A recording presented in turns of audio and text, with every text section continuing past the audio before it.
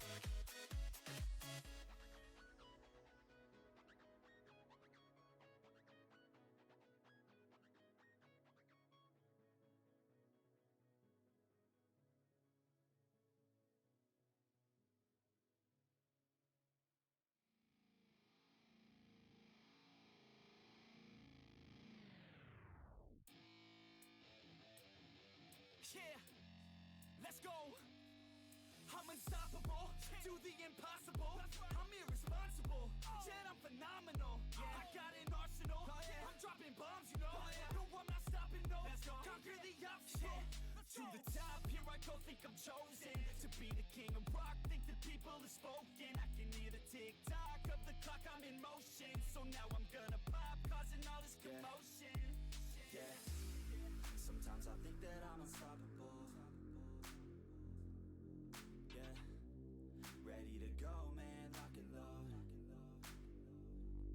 That's right, I swear to God that I could drop you, bro. Yeah, I got a shot and I ain't stopping, no. That's how I know that I'm unstoppable.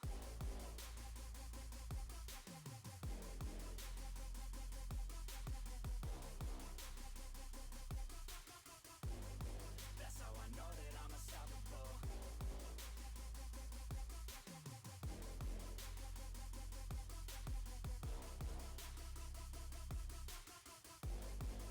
Yeah, let's go. I don't care what they all say. That's right. I'ma do this thing my way. Let's go. Been grinding hard on it all day. Okay. We work hard, then we all play. Yeah. I'm addicted to the grind, man. That's right. So I refuse to waste time, man. Yeah. One day it all will be fine, man. Let's go. Gotta commit to the climb. You know we're back with the Guinness, setting records every minute, every track. In addiction to the fact that we're winning, still we lack something's missing. Need a track that is hitting, making racks, making millions. If you ask, that's the mission. I don't waste time, no, I make time. All these people wanna hate, fine, I'ma make mine. While you sitting there complaining, I'll be training. While you sitting there just waiting, I'm creating. Yeah, sometimes I think that I'm unstoppable. Yeah, ready to go, man, lock and load. That's right, I swear to God that I could drop you, bro. Yeah, I got a shot and I ain't stopping, no. That's how I know that I'm unstoppable.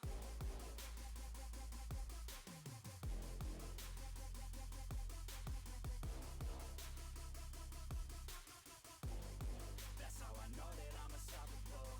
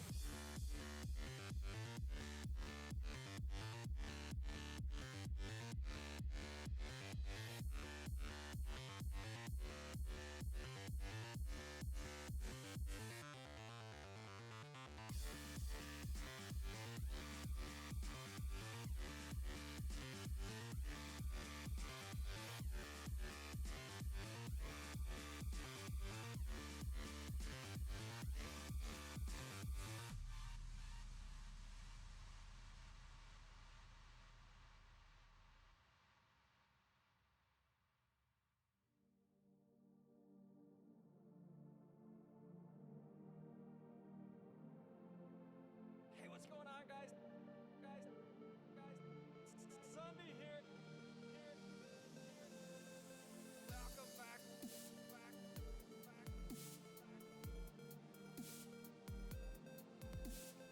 Sunday here.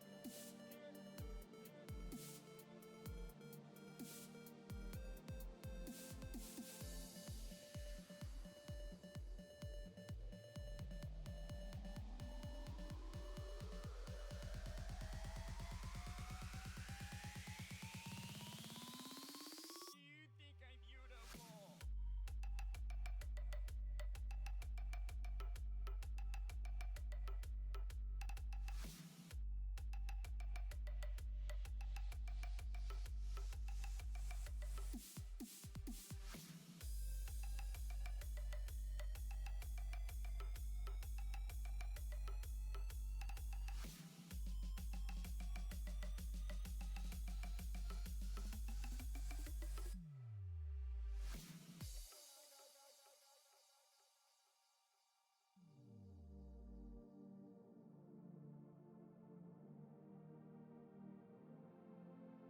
Welcome back.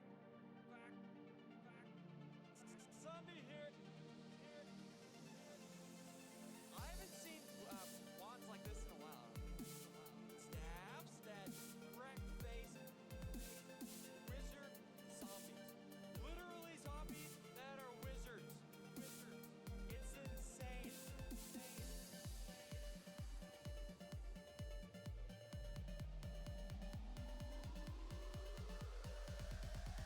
Look, Dumbledore! I'm a wizard too!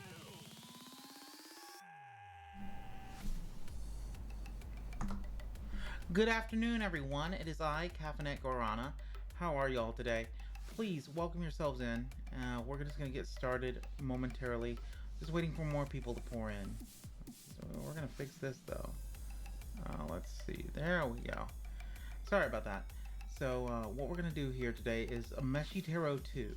Well, it's going to be VR Boogaloo, but I'm down one monitor, apparently. So that being said, we gotta improvise for the week or month or however long. That being said, it's not gonna be bad. I'm gonna make the most of the situation. I think I figured out how to get my single television monitor configured to where I could stream my normal content from here on out. It's just gonna be a little trickier. Then I've gotten the settings configured, the picture sharpened, the graphics card settings figured out. So once I get situated here, I'm going to start the food and cooking React Andy. How is everyone today? I appreciate the lurkers as always, but thanks to you, I'm not talking to myself. I have some iced coffee. It's cold, black, and bitter like my soul. Ooh woo. So let's see. Let's see. Okay. So I don't know. It's just one of those things. It's been a couple days. It has been a couple of days. So I'm just gonna get this started and pop off fire shots at this thing here. We're gonna go. You know, I'm just gonna pause the music. We're gonna start this playlist from where we left off with the Surge video. Wait, I'm clicking my stream. I'm not clicking the... Okay, there we go. The mid-1990s could be distilled into a can. It would surely be a can of Surge, the flyest drink of that bygone era. Some may remember it for its fully loaded citrusy sweetness, others for its rather deranged commercials. But, tragically, it's mostly known as the drink that left us too soon. Today we're asking, whatever happened to Surge? But before we Angry get started, parents. be sure to subscribe to the Weird History Food channel. And let us know in the comments below what other gone-too-soon beverages you would like to hear about next. Okay, grab your skateboard and your Green Day Dookie CD, because it's time to kickflip back tonight. Here's a sad fact that'll age several of you in chat. The album Dookie by Green Day was released in 1994. It's going to be 30 this year. Take that, psychic damage, and run with it. 1996.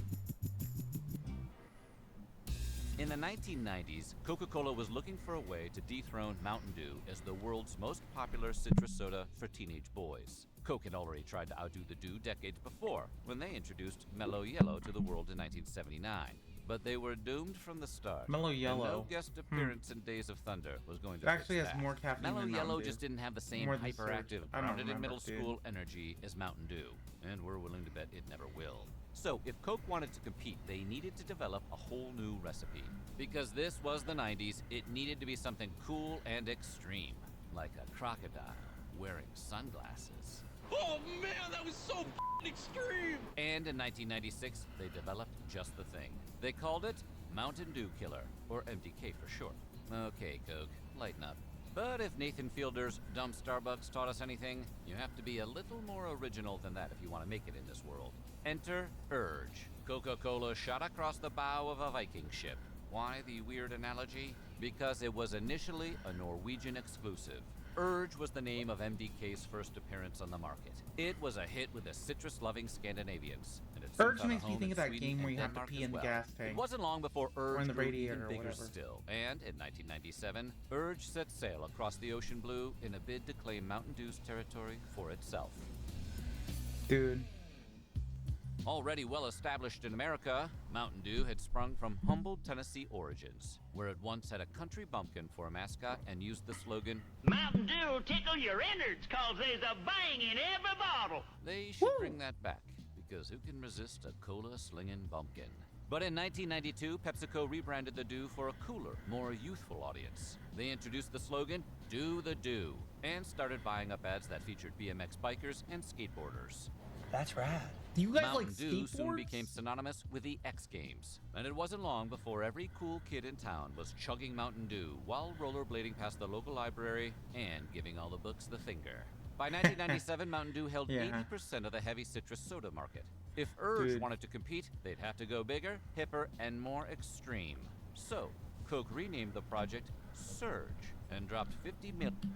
So here's the fun fact. My roommate doesn't know the difference between clear citrus soda and heavy citrus sodas like Mountain Dew.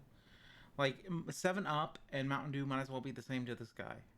Love him lots, but like, dude, one's clear and in a green bottle. One's green by nature and in a green bottle. It's confusing. Like, I don't know where his confusion comes from, honestly. On an ad campaign for Super Bowl 31. There was one problem. Surge was already an existing product on the American market. Its trademark was owned by the Babson Bros, whose Surge milker had been proudly milking cows across America since 1925.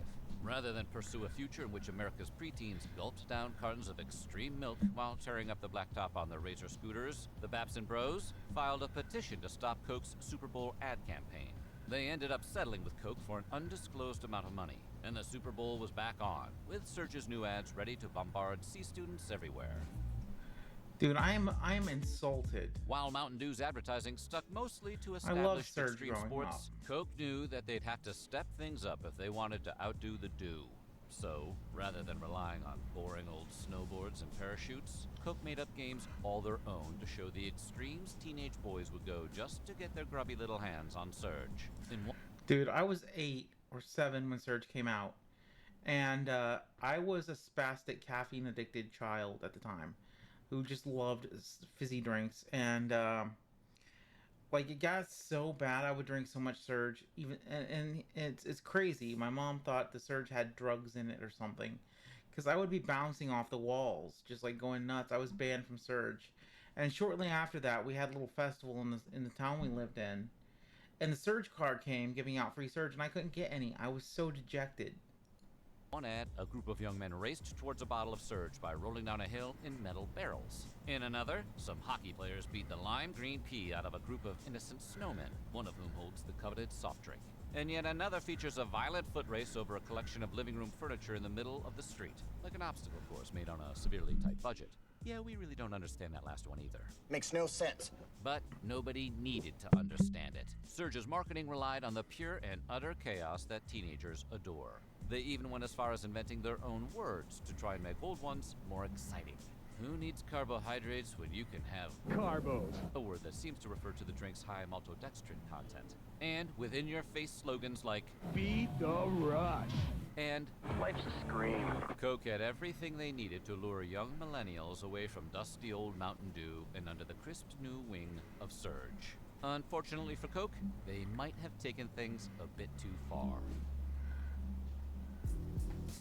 Surge's marketing campaign broadcast into households across America images of geared-up teens wreaking havoc. But by trying to make Surge seem more extreme than Mountain Dew, Coke may have pushed the envelope of what was socially acceptable. Whoops. Just The like message me, to for parents real, was for real. clear. Drinking Mountain Dew will make your kid pick up a skateboard and memorize every level of Sonic the Hedgehog 2. Drinking Surge, though, that'll make your kid go nuts. Reports started coming in from schools across the nation. Kids were drinking Surge at school, and they were acting like little maniacs because of it. Although, whether the kids were acting out because of the actual contents of the drink, or were merely imitating Surge's dystopian extreme marketing campaign, is unclear. But nuance Dude. can't hold a candle to hordes of angry parents. As True. far as they were concerned, That's the American Surge way. was making their kids crazy, and it had Dude, to the more go. people complain, Food the more they campaigns get took their off in way, school even if they're districts not all over the majority. country to have Surge removed from school vending machines, even though Mountain Dew was allowed to stay. Some schools even banned kids from bringing Surge onto the grounds, like it was a handle of scotch rather than a can of corn syrup and water. Any attempt to bring the black market product into the classroom would result in swift disciplinary action. But what these parents and administrators didn't seem to realize, or didn't seem to care, was that Mountain Dew actually had more caffeine in it than Surge by 4 whole milligrams. Like their kids, they had fallen for Surge's chaotic marketing, and they went after Surge regardless of the facts.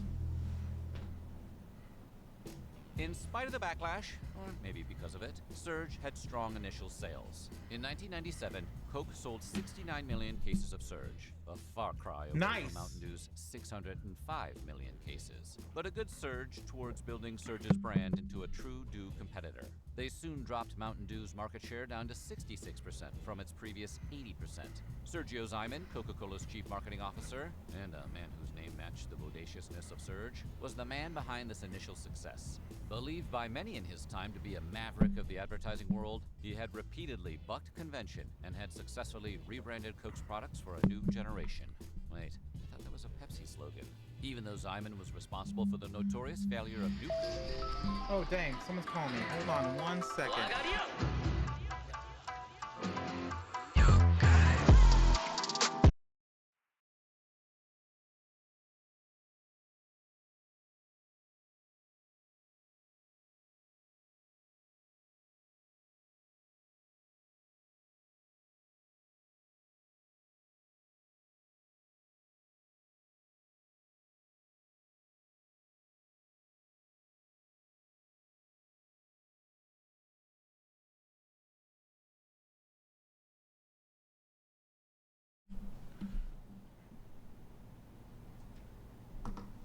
Sorry about that.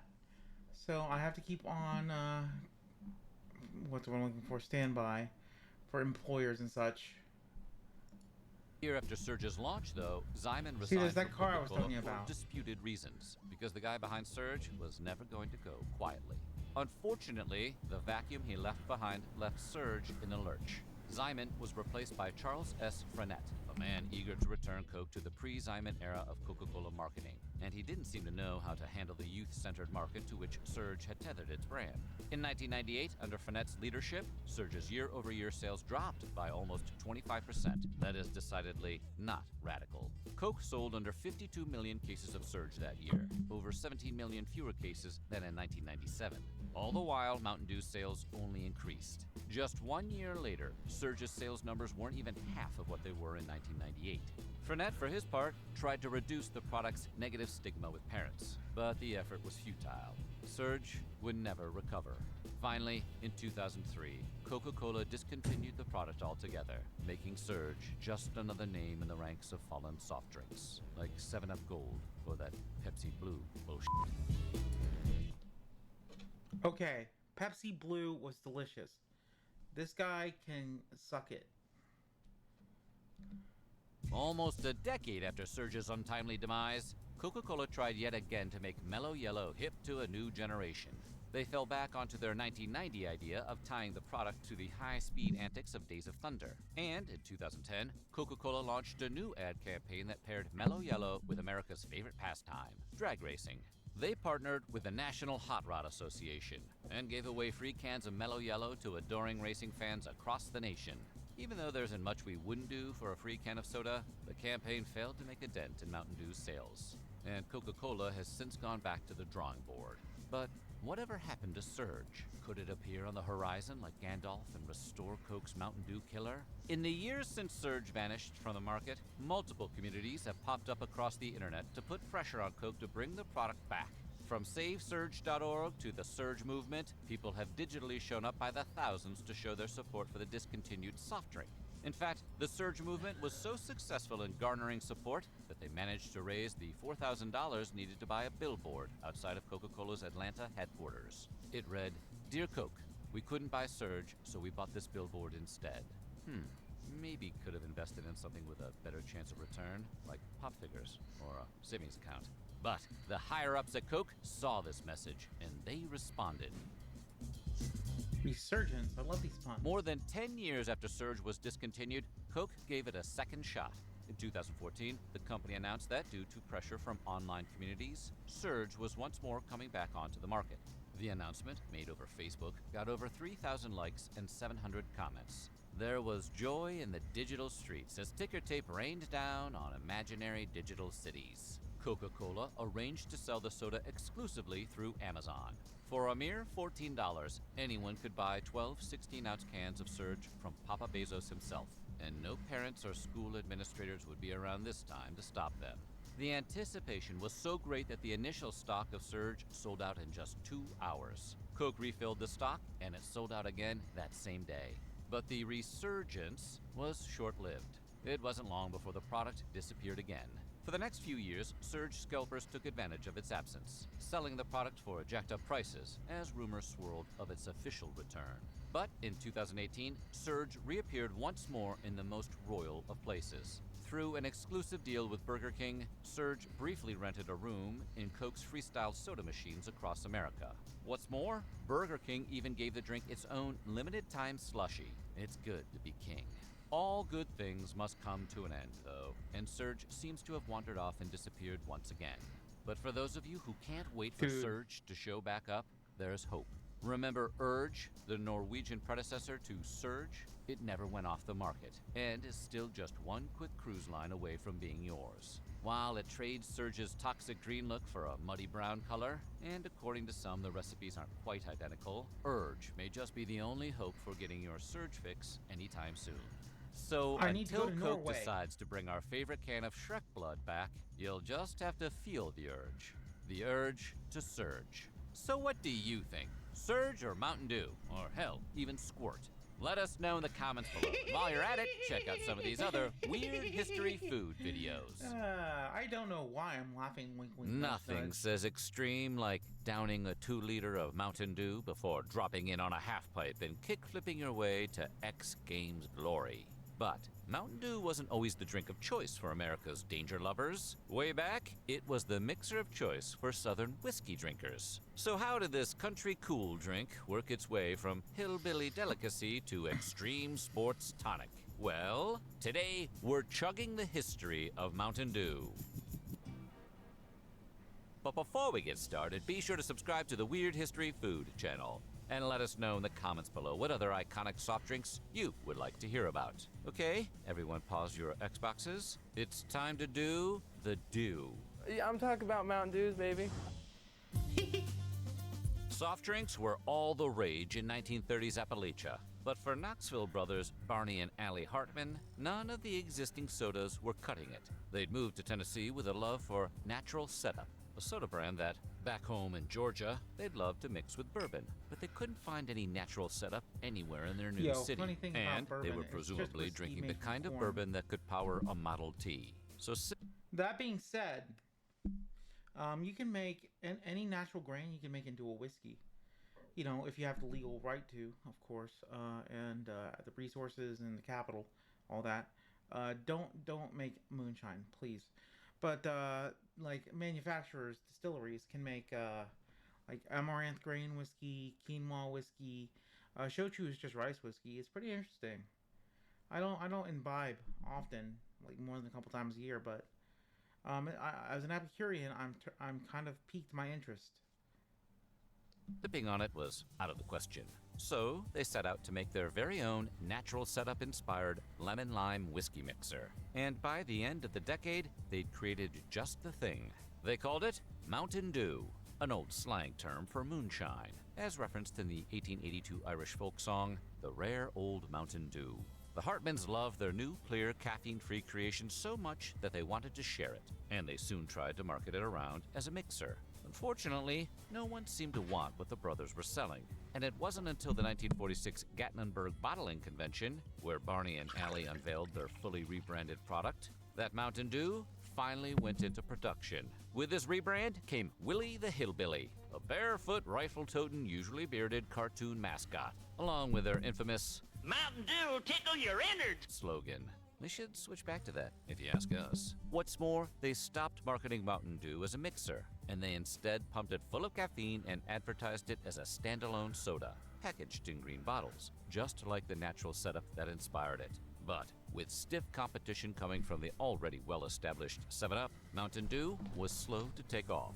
And in the 1950s, the Hartmans decided to part ways with their struggling brainchild. In came Marion, Virginia's Tip Corporation, a company that primarily made soda concentrates to ship off to bottlers. Under this new ownership, the Mountain Dew recipe was reworked to include either Tri-City Lemonade or Tang, depending on who you ask, and it reemerged on the market in 1961. The Tip Corporation's reign did not last long, though, and in 1964, the Pepsi-Cola Company bought the entire corporation outright, making Mountain Dew a sub-brand of Pepsi forevermore. When PepsiCo acquired Mountain Dew, the Beverly Hillbillies TV show was still at the peak of its popularity. Hillbillies were white hot in the 60s. PepsiCo saw an opportunity to capitalize on that popularity, and they decided to keep on going with Willie the Hillbilly and the country-themed marketing. Likewise, the first cans and bottles of Pepsi's Mountain Dew featured Willie the Hillbilly shooting at another man, along with an all-new slogan that came to represent the brand. This slogan only lasted about a year before PepsiCo threw two more catchphrases into the mix. Put a little Yahoo in your life. And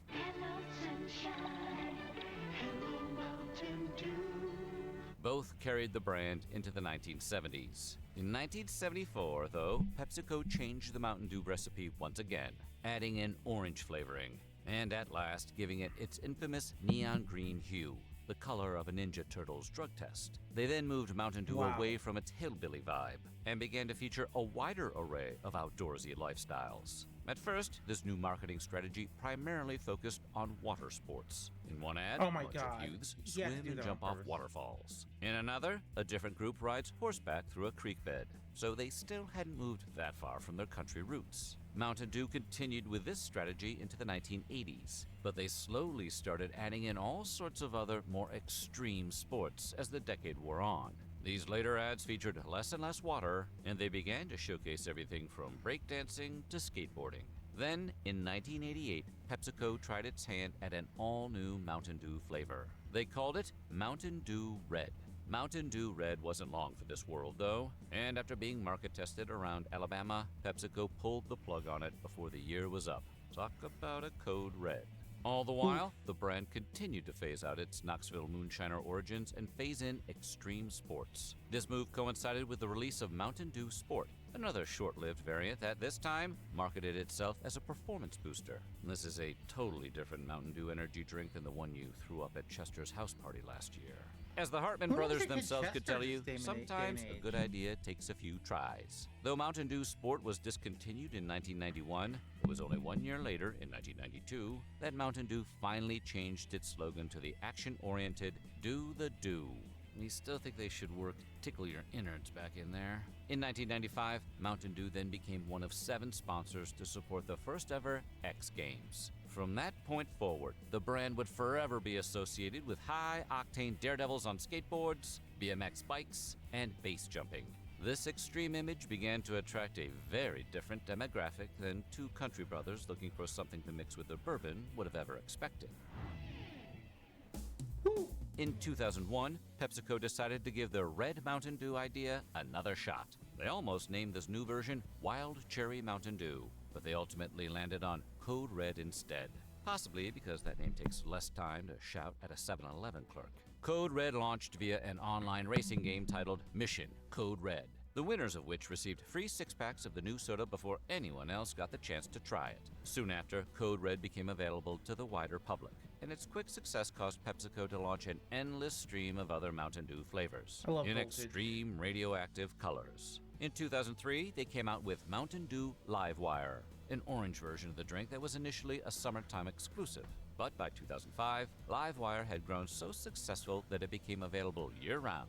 Then, just 2 years later, PepsiCo held the first ever Democracy promotion, where they placed 3 all-new Mountain Dew flavors head-to-head. Revolution, Supernova, and Voltage were released to the public for a limited time, and Dew lovers everywhere had a chance to vote on their favorite new Dew. And on August 19th, 2008, the people spoke loud and clear. Voltage was to become the new permanent Mountain Dew flavor, while the other two were to go the way of the Mountain Dew Sport. It was also in 2008 that Doritos, another PepsiCo brand, launched Quest. Quest was a mystery Doritos flavor that was ultimately I revealed to be, remember that. you guessed it, Mountain Dew. I never would've It's only a guessed. matter of time before they make Dorito-flavored Mountain Dew to deliver a more efficient stomachache. I thought In it the was like years that guac followed, flavor, Mountain Dew tried guacamole. repeating the Democracy voting promotion, but no other winning flavors ever matched the success and staying power of Mountain Dew Voltage. These successful flavors aside, the brand also took big swings at a variety of other flavors that never took off.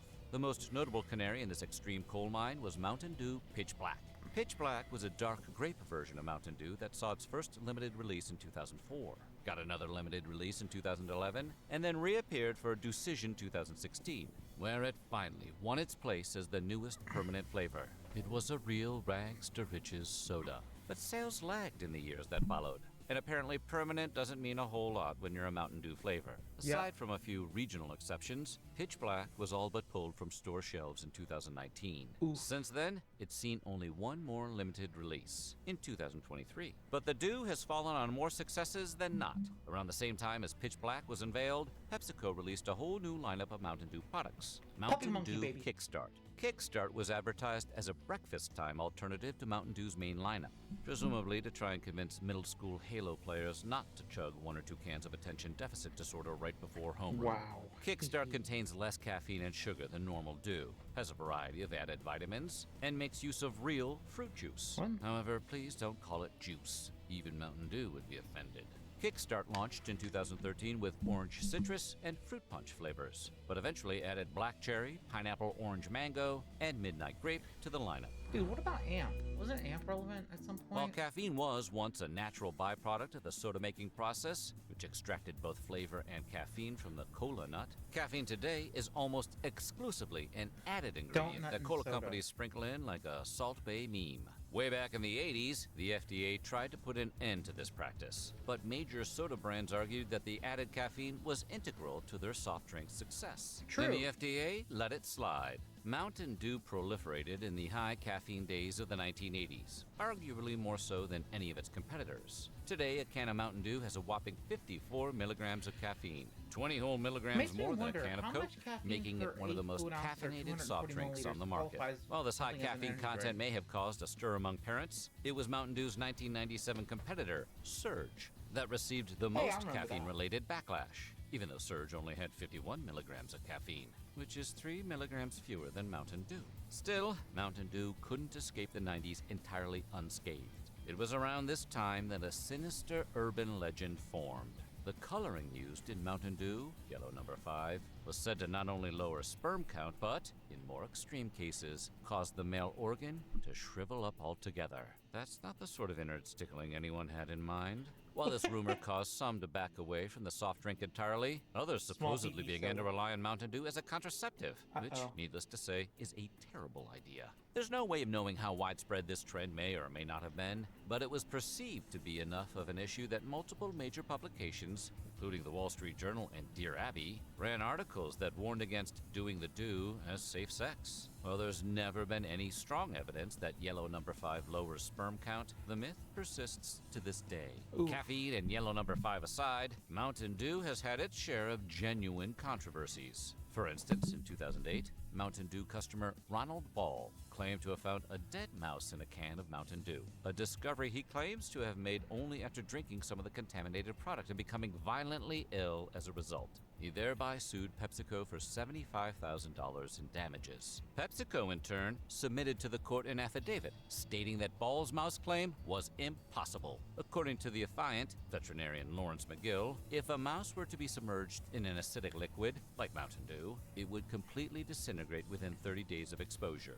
Considering so there might soda be can strip a disintegrated paint off your rats car in if the you let it Mountain sit Dew? long enough, What? this isn't hard to imagine. Since Ball had opened his can 74 days after it first was packaged, PepsiCo claimed that there was no way a whole mouse could be contained within his can, unless it was a particularly clever mouse. Eventually, Pepsi settled with Ball out of court, though they maintained their innocence throughout the process. Then, in 2013, Mountain Dew came under fire from PhD-holding activist Boyce Watkins for a commercial wherein a handful of black men stand alongside a goat in a police lineup. Boyce created an online stir, calling it the most racist commercial in history. Well, he later backtracked that statement when he discovered that the ad was conceived and voiced by Tyler the Creator, a black artist. The damage was already done.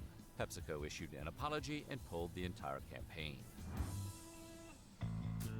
No amount of rumors or controversies could slow that cool mountain roll. In the years since, Mountain Dew tried their hand at a variety of energy drink products, including both the now defunct Game Fuel and their ongoing lineup about of Mountain ham? Dew energy drinks. What's more, Mountain Dew today has over a dozen flavors that are each individually exclusive to specific stores and restaurants across the U.S. For instance, Walmart has Mountain Dew Frostbite, Kroger has Thrashed Apple, and Dollar General Oh. has Sweet Lightning.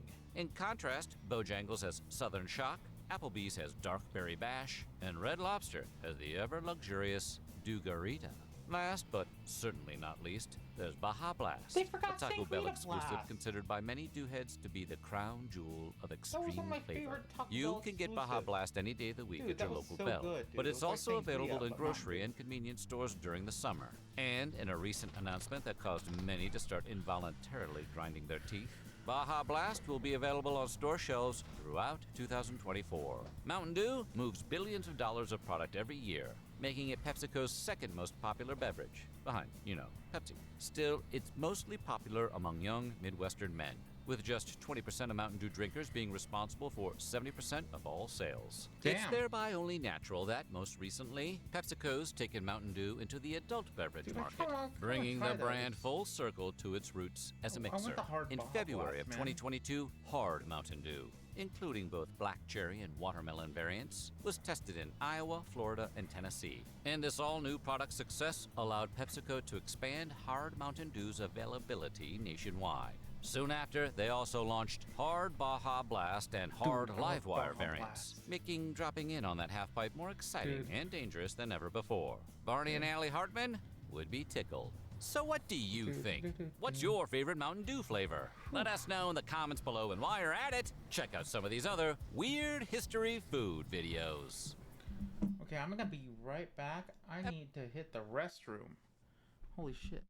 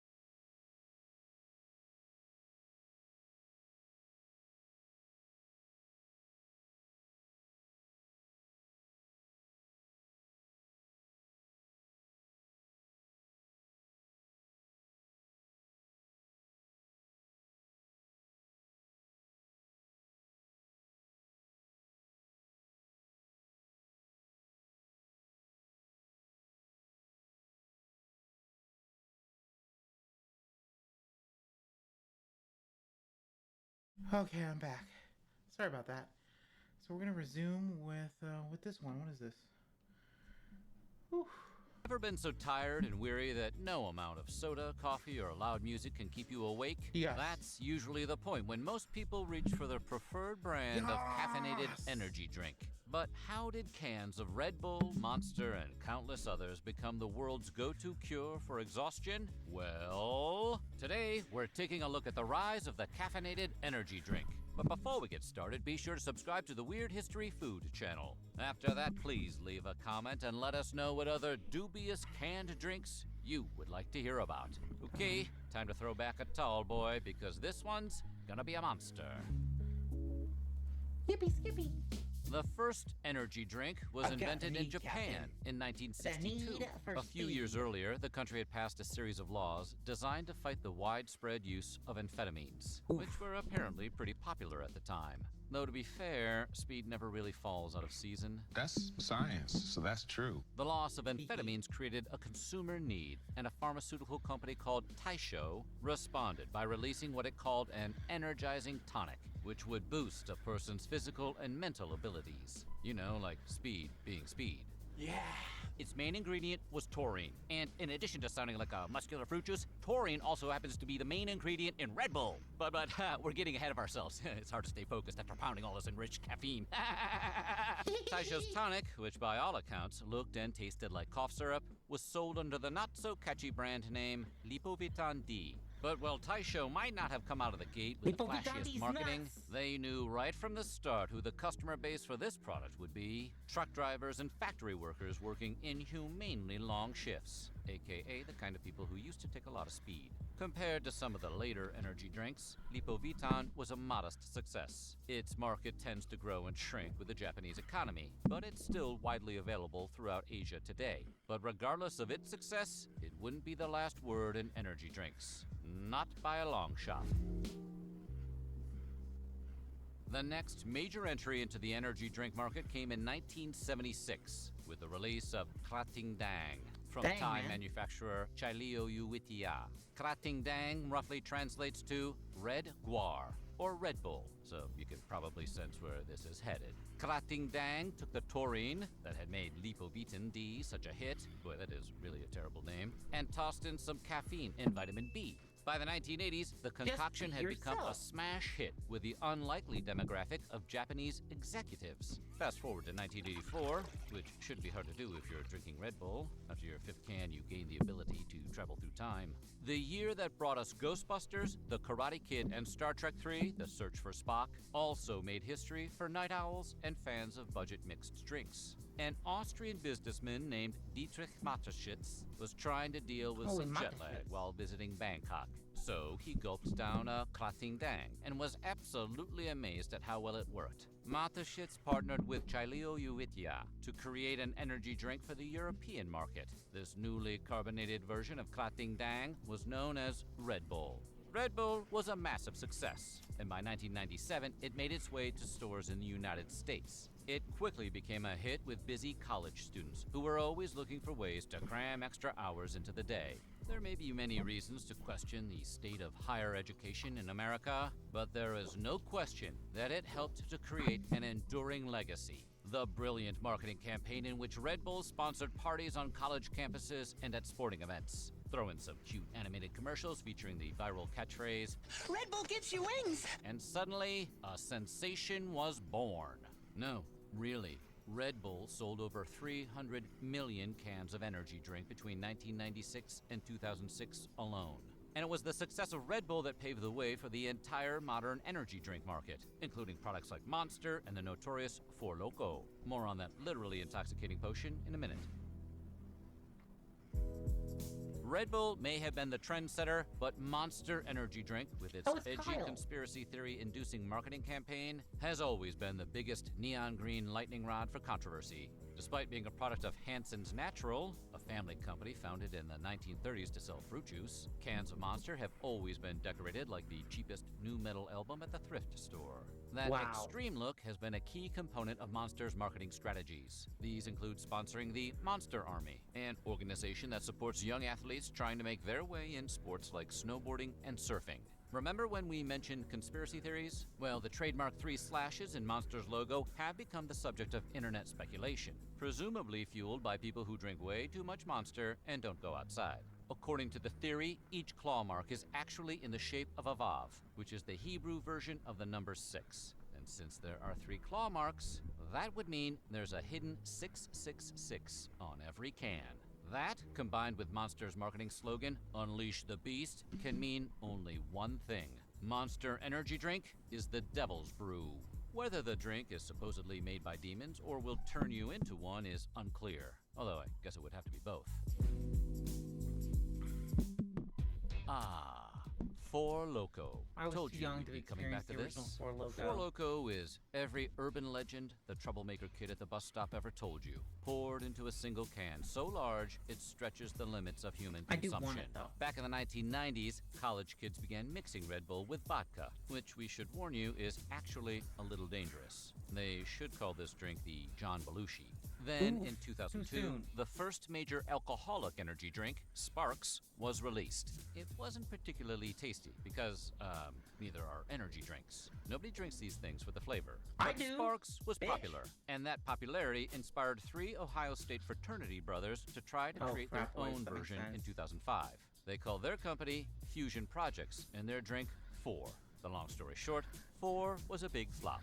But failure wasn't going to stop these frat boys. In 2008, they revamped the product with a bigger can, twice the alcohol content, and a dangerous new name, Four Loko. The reimagined drink hit pay dirt. According to some authorities, drinking a Four Loko is the equivalent of drinking 4 to 6 beers, a Red Bull, and a shot of espresso. Oh, wait. This drink should be called the John Belushi. A can of Four Loko makes vodka and Red Bull look like Jim Belushi. Sure, dozens of college students were hospitalized after drinking too much, and the FDA demanded the company prove its drink wasn't dangerous. But that did not stop them from selling 60 million cans of the stuff in 2010. But all good things must come to an end. Under increasing pressure, Fusion finally changed the formula for Four Loko in 2010. The new formula has never been as popular, so pour one out for the original Four Loko.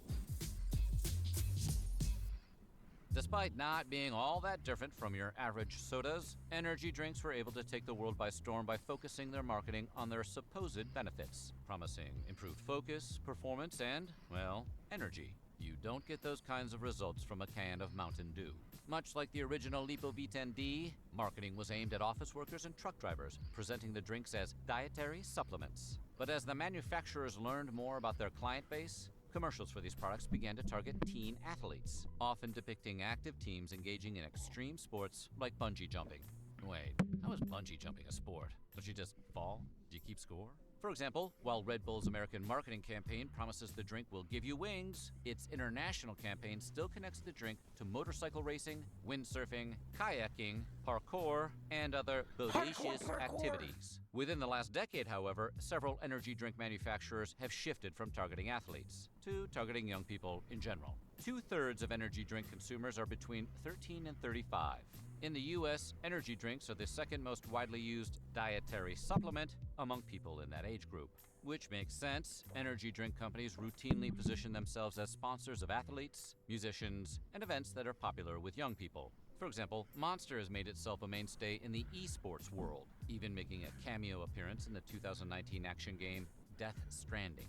For what it's worth, representatives of several energy drink manufacturers have denied that they target young people with their marketing, insisting their efforts are intended to sell energy drinks to adults. Researchers at the University of Waterloo, however, have suggested those marketing campaigns are designed like the old campaigns of cigarette companies, aimed at adults, but just as effective on younger consumers. We're looking at you, Joe Camel. Come to think of it, Joe Camel doesn't look like he's never tried Four Loko.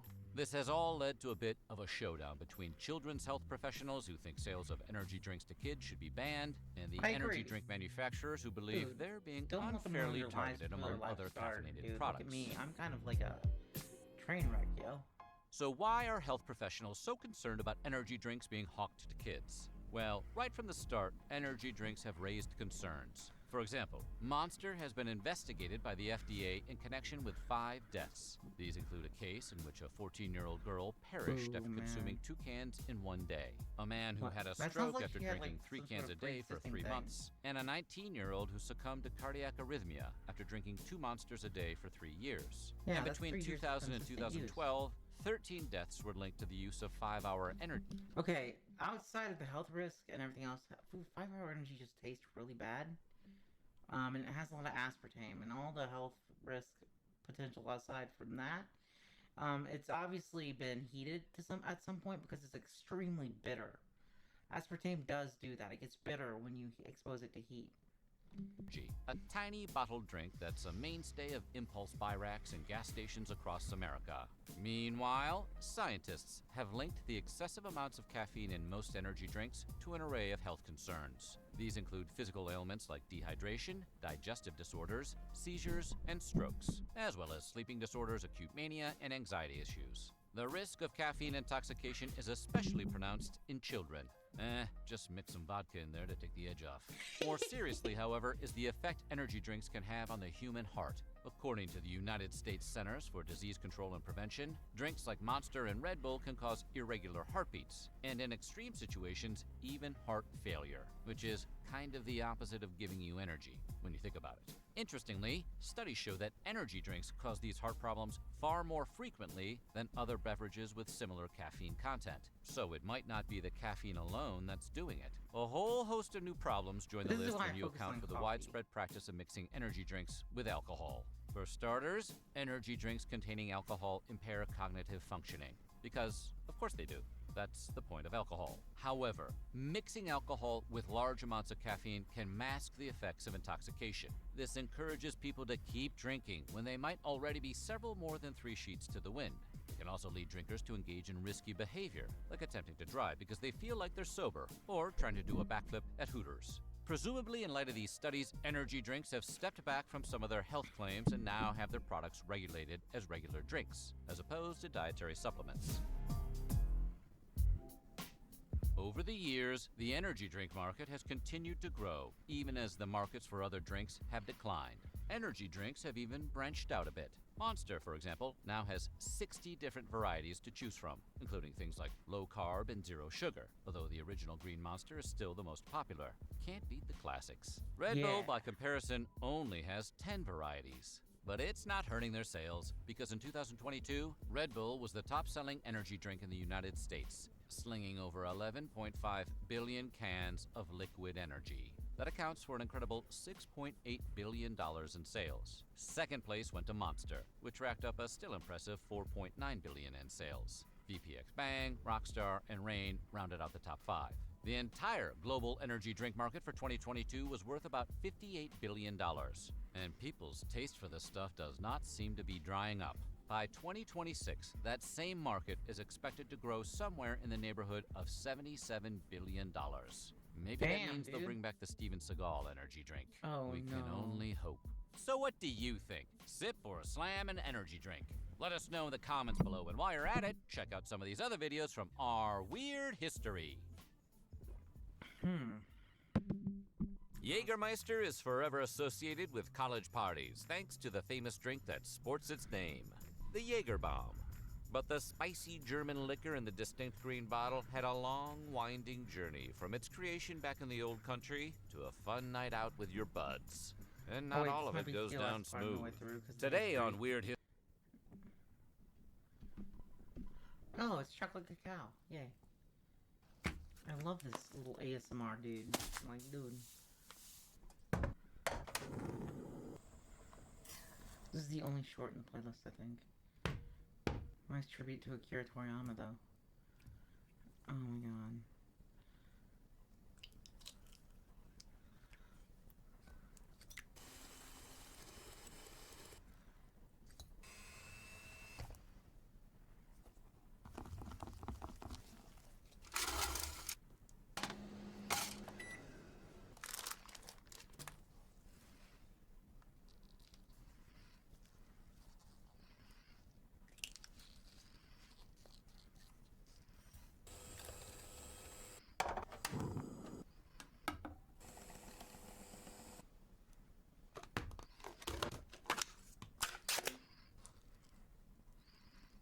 got more soup, huh?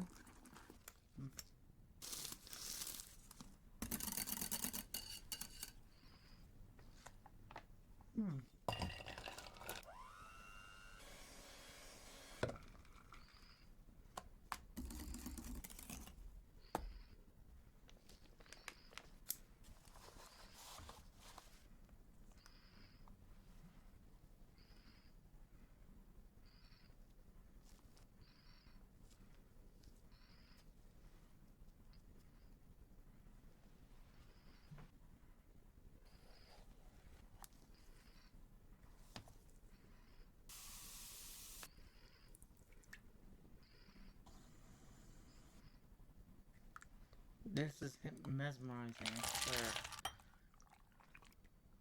Or turn off the email on. Sorry about that, chat. Didn't mean to turn you off. Okay, so. Oh my god, this is lovely.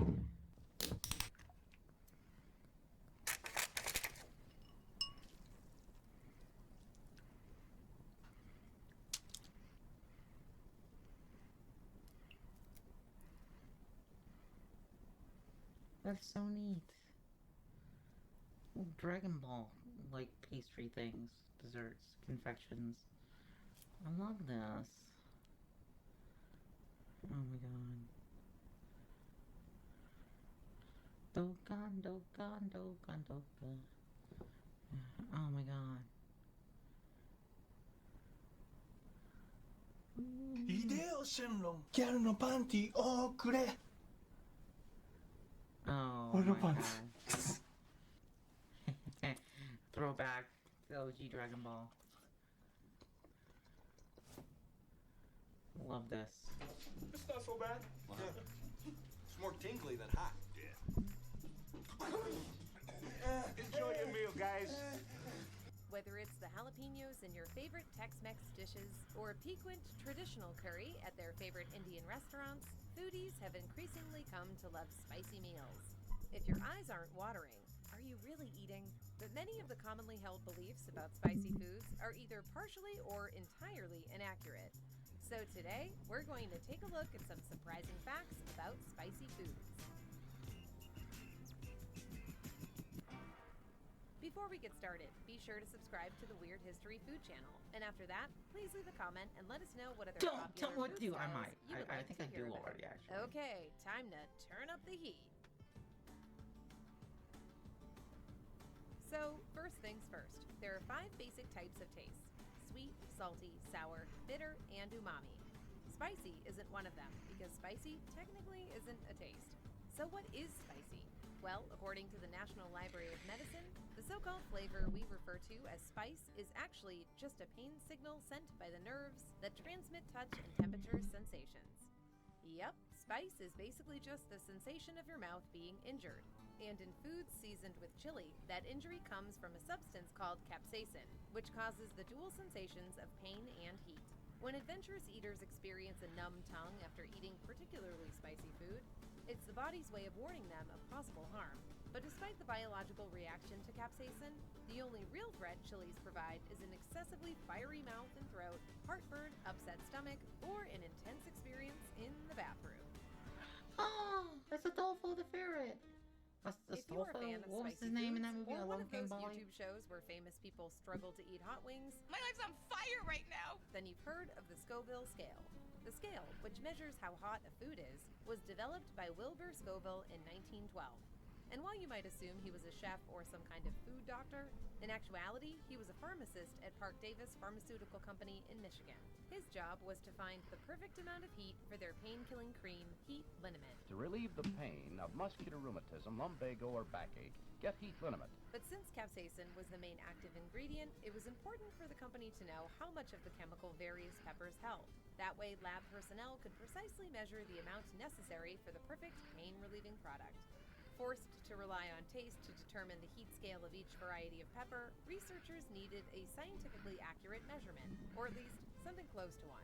Scoville decided the best method was to dry the peppers, dissolve a predetermined amount in sugar water, then let a panel of 5 judges take the heat.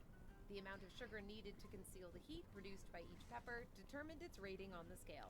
Of course, technology has improved a tiny bit since 1912, and testing methods for the Scoville scale have evolved.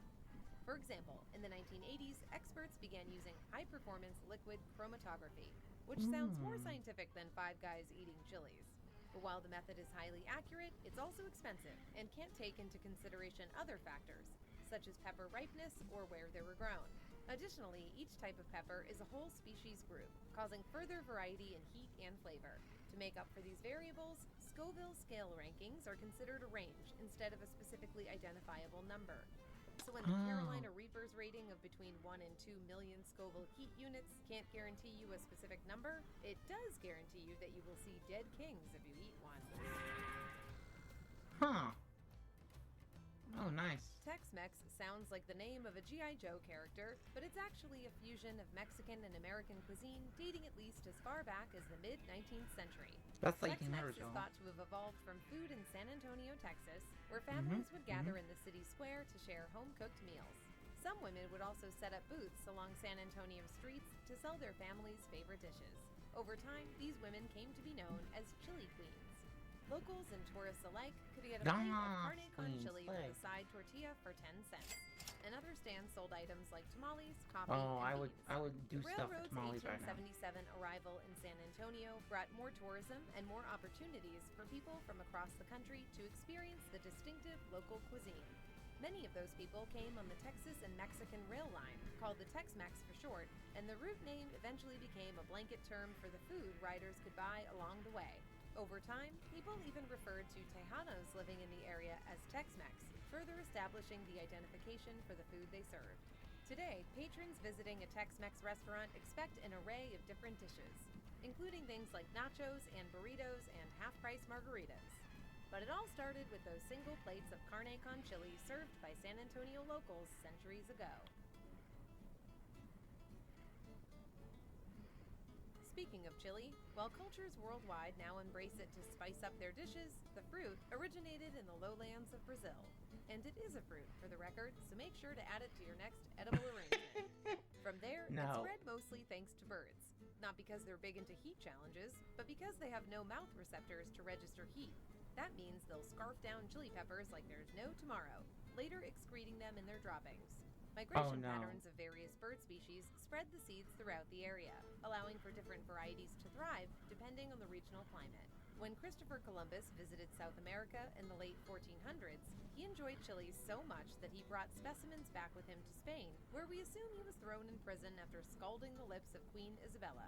From there, the fruit traveled the trade routes to be dispersed throughout the world. Huh. Oh, I didn't know that. Despite its distinctively Asian influence, sriracha from Huifong Foods is manufactured in the distinctively non-Asian locale of Irwindale, California, which is otherwise known for its rock quarries. Recipes for the mass-produced condiment originated in the small Thai city of Sriracha, which is where the sauce got its name from. And while families throughout the region prepared their own versions for generations, it was Vietnamese-American immigrant David Tran who introduced his version of the sauce to the U.S. in the 1980s. Tran's Irwindale-based factory uses peppers grown in Mexico to produce around 3,000 bottles of sauce per hour and 200 tons of sauce per week. So, enough for a single table of stepfathers at a barbecue. The factory creates so much sriracha it's irritating. Literally. It is irritating my family and my household. In 2014, area residents deemed the facility a public nuisance. According to their claims, the air was contaminated with so much chili that locals were developing nosebleeds and breathing problems. Still, it's not just the aromas wafting from the factory that has caused stores to keep sriracha off their shelves. Over the years, Huifong Foods has experienced 2 sriracha shortages caused by excessively warm and dry growing seasons in Mexico. And in April 2023, the Los Angeles Times reported that the year might see another decline in sriracha availability. So that's probably good news for the rock warriors of Irwindale. In the Western world, curry is synonymous with Indian cuisine, but the flavorful spice actually comes to us from the same people that gave the world Paddington Bear and colonialism, the British. As settlers made their way from the UK to India to settle under the British Empire, they grew to love local dishes like Rogan Josh, do piazza, and korma. Brits combined the numerous flavor profiles to create one single spice, curry powder. The mix usually contains things like coriander, cumin, cardamom, cinnamon, and some other things that don't start with the letter C, like fennel, mace, turmeric, ginger, and garlic. These spices have been a part of local cuisine in the area for somewhere in the neighborhood of 4,000 years, which makes them roughly as old as the concept of writing. These Indian-based and British-altered recipes eventually made their way back to the UK, and cookbooks adopted the spice. When you hear the word Chipotle, you might think of that place that serves giant leaky burritos. Or you might even think of the pepper. Yet despite having their own name as a pepper variety, Chipotle peppers are a man-made invention. They're created from a process of smoking and drying jalapeno peppers. We feel so deceived. The jalapeno can either be smoked whole or sliced in half and de-seeded, although whole peppers carry a spicier punch. Here's the thing, in Mexican cuisine, if you dry out a pepper, it gets a new name, basically. Like, if you take an what's it called, poblano pepper, and dry it out, it's an ancho, for example. Jalapeno becomes chipotle, and the list goes on. Afterward, the jalapenos go into a smoker filled with wood chips and set at low heat for 48 hours. The drier the peppers become, the more flavor they retain. From there, they can be rehydrated and chopped or ground into a powder to flavor foods, or to blow into your opponent's eyes during a wrestling match. To the face! Over the past decade, former Frito-Lay employee Richard Montanez has inspired crowds with his motivational story of how he went from being the company's janitor to the vice president after creating the Flaming Hot Cheeto. According to Montanez, he outmaneuvered corporate opposition and ambitiously presented his life-changing idea of Cheetos that make your mouth hurt to Frito-Lay's CEO Roger Enrico. Thanks to his tenacity and determination, he persuaded the company to produce the flavor variety, allowing him to climb the corporate ladder as the world enjoyed his flaming hot creation. His story was even made into a movie, the 2023 film Flamin' Hot. Burns good or burns bad? It burnt good. But according to investigations by multiple credible news outlets and interviews provided by other Frito-Lay employees, it's not true. Frito-Lay executives, along with others who worked for the company at the time Flaming Hot Cheetos were being created, say the mixture was actually first made by the spice company McCormick, who pitched it to Frito-Lay in 1989. The team that developed the product was then managed by a woman named Lynn Greenfeld. While some executives did recall Montanez pitching a similar product, they said he did it in 1992, long after Flamin' Hot had been developed and its name trademarked. Oof.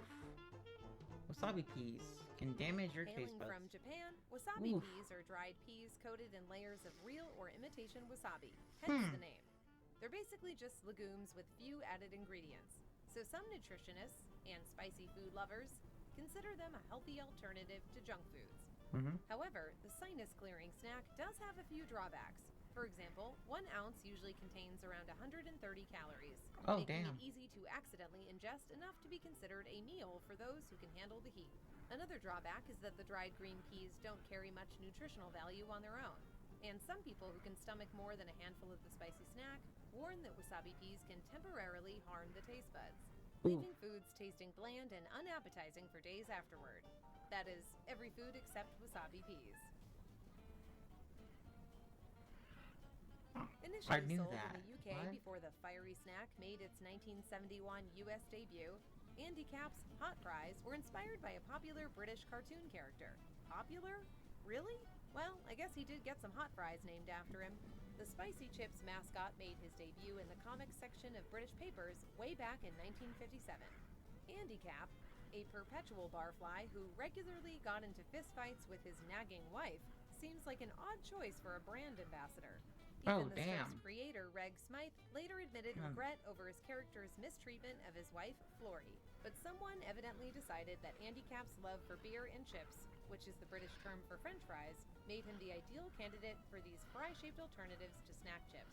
And the rest is accidental purchase from a vending machine history. So what do you think? How spicy do you like it? Let us know in the comments below, and while you're at it, That was a very abridged video on the history of spicy food. Videos. Yo, honestly, for anybody watching this, please, if you want to, if you can afford it, or you want to go to the library instead, check out the book On Spice by Caitlin Penzey Moog. It's a great look at the history of, like, not only heat spice, but just spices in general. The blue cheese and the celery sticks. It's time for another hot one. It's spicy. It's small. It has a mysterious past. It's like the El Chapo of American cuisine. And while its name may bring about visions of flying bison, its burning flavor can wipe away all thought and send even the brawniest among us reeling. Is there a toilet nearby? Quickly, do you mind? I've got to go for a piss. Is it nearby? So, today on Weird History Food, join us as we crank up the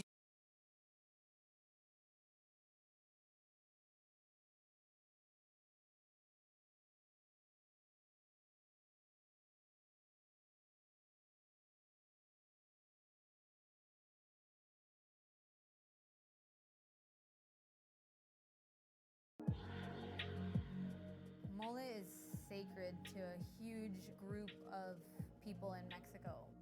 It's really hard to put parameters around Mexican food, and I think mole is a great example of if you just kind of go with the flow and you have your palette of ingredients, it can really go all sorts of places.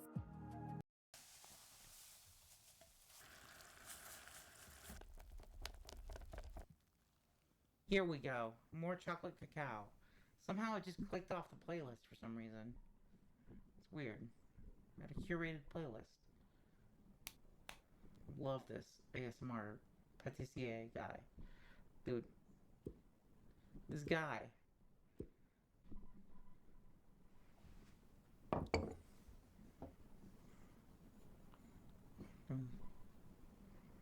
Opera, the king of chocolate cakes.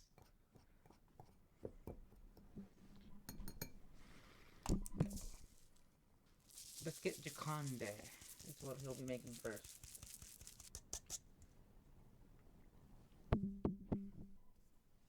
No! You killed them!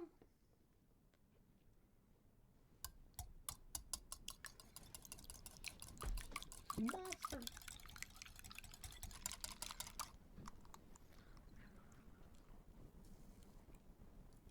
Mm-hmm.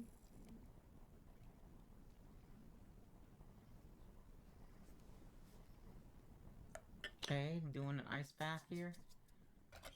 Double freezer, I guess. I don't know what the term is. I know over hot water is double boiler. I don't know what that. I guess it's just ice emulsion. I don't know. Fuck. I don't know what it is, but I know it when I see it. Dude, I don't know. Dude. Dude, I don't know.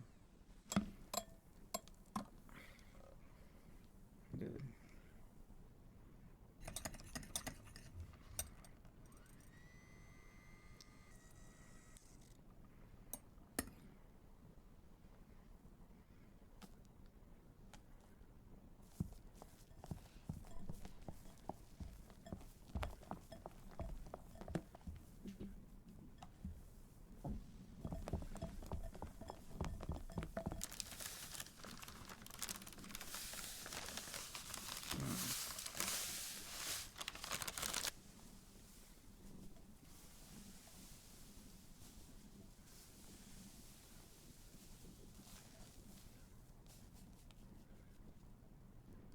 Dude.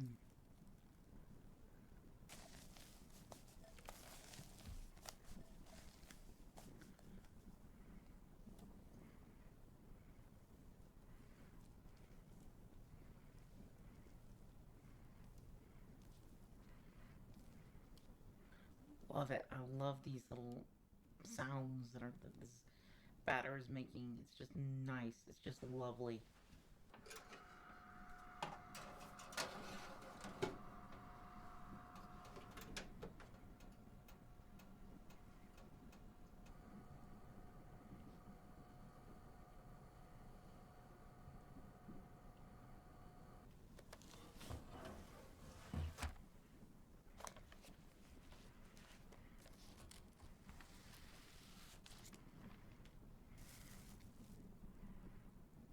Three. Okay, you need 3 of those, apparently. Okay, cool. That's a neat little cake cutter, I guess. Biscuit cutter, I guess. That would be the thing.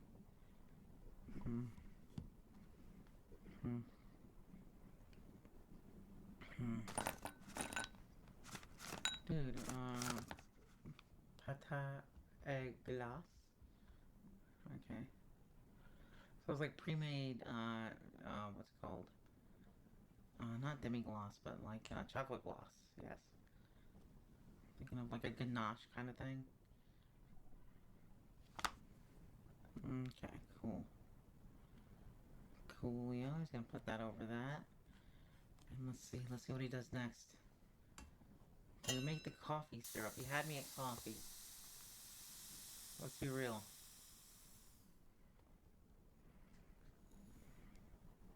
Instant coffee powder, I love it.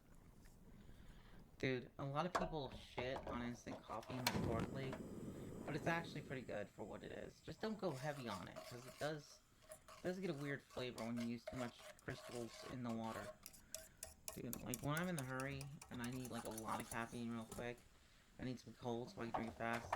Instant, definitely. Always. Whenever possible.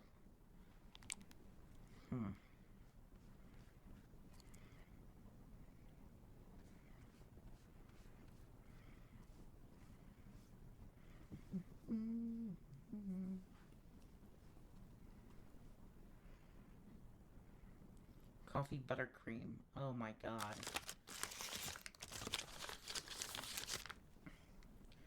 Cut the butter into small pieces, understandable. Oh, that's a nice little knife. That's a nice knife right there. Cool knife. Butter.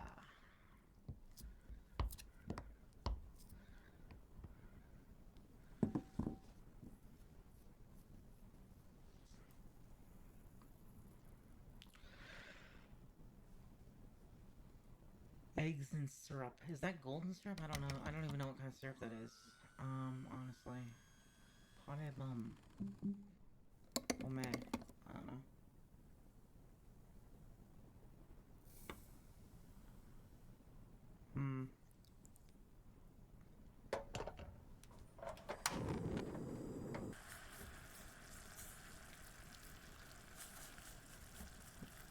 $115 degrees Celsius. I don't know what that is in freedom units, honestly. God, I wish we didn't use freedom units.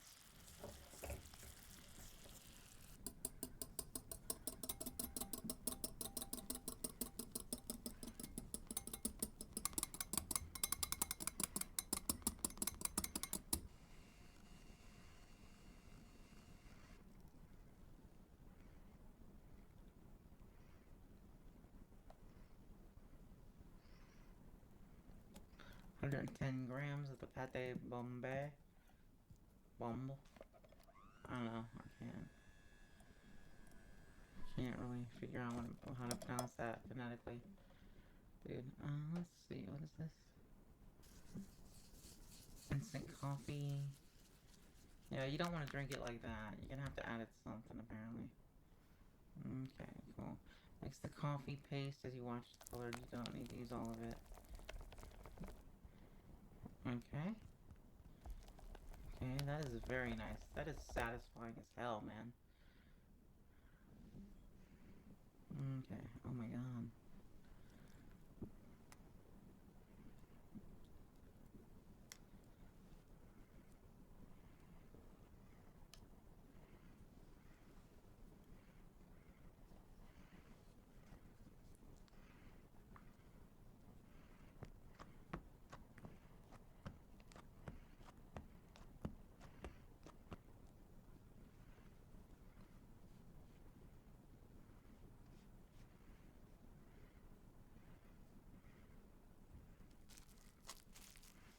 Chill the mixture in the refrigerator and let it harden. Okay. Ganache. Let me ganache on some of that cake, yo. Where's some of that ganache? Sweet chocolate and then...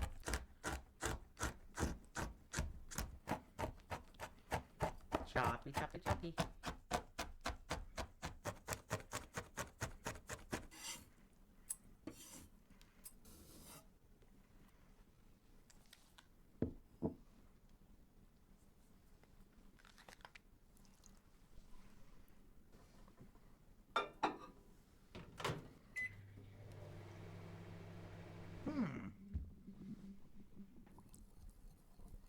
See, sometimes a microwave doesn't hurt. Sometimes. If you're doing something like this, just like melting chocolate gradually, and you don't have a double boiler, it's fine. Just like a short period of time, stop, stir, short period of time, it works. Now, if you're roasting a chicken, don't use the microwave. That's just common sense. The skin will get soggy. Let's see. What's this?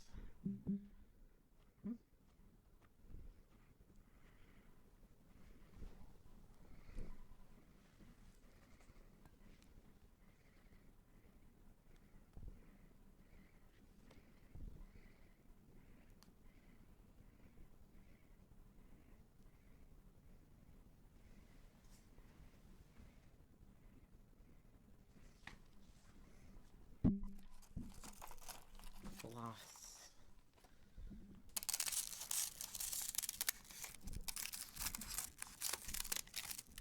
See, in the US, if you're not from the US and you have the sheet gelatin, we typically only have like the powdered gelatin. I don't know why. I've never seen the sheet gelatin anywhere in my entire life. But typically I don't look for it, honestly. I don't look for gelatin. I don't use gelatin when I for agar. I'm going to use less of it and get a similar result.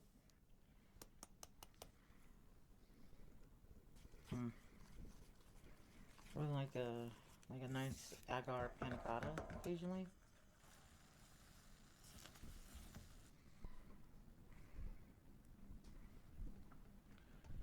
Ooh. Wow, that is nice. Going to boil again. Then you're gonna ice it into gelatin. Let's see what this is. Let us see. It's pat and dried, so you don't get water in there. Melting in the gelatin. I love it. Oh, that is beautiful. That's some beautiful chocolate gloss. Dude, that's just nice, dude. That is like some black mirror sheen. Ooh. Old mold cake and adjust. Dude, I love this. Just checking the temperature. I have one of those in black and yellow. It's one of those infrared temperature guns. Dude, this is beautiful. This is just like...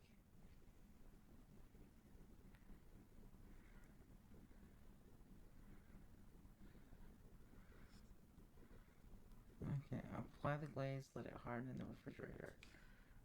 Oh, that's already looking good, dude.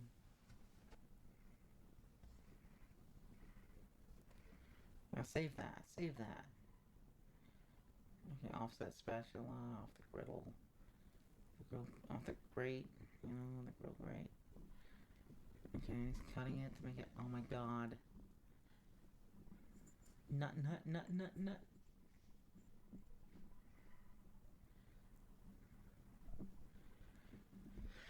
30mm width. Yes.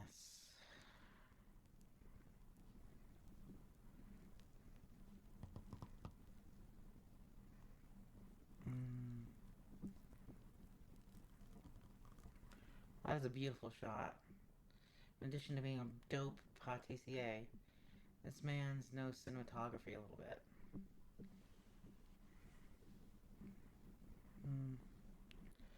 Oh, here comes the Salt Bay moment that he does.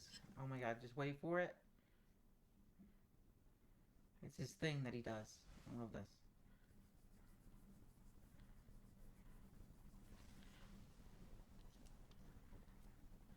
Dude. Nice cacao. Bon appetit. Dude. Yes, it does. Yes, it does look good and finished. Yes. Dude, I'm so excited for this cake that this guy made. Dude, yeah, that is true. Coffee and chocolate go together like PB&J, even more so actually, because they have similar compounds for flavor. They just complement and mesh with each other. Coffee brings out the flavor in chocolate, my guys, gals, and envy pals.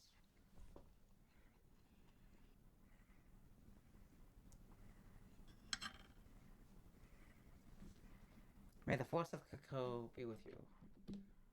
Okay.